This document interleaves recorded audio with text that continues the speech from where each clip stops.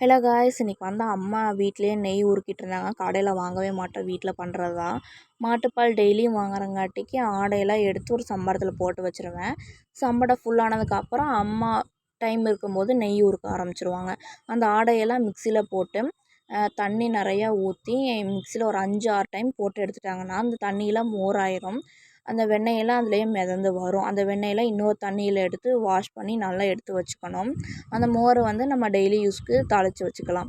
அந்த வெண்ணெயெல்லாம் நல்லா வாஷ் பண்ணி எடுத்ததுக்கப்புறம் சிம்மில் ஸ்டவ்வில் வைக்கணும்.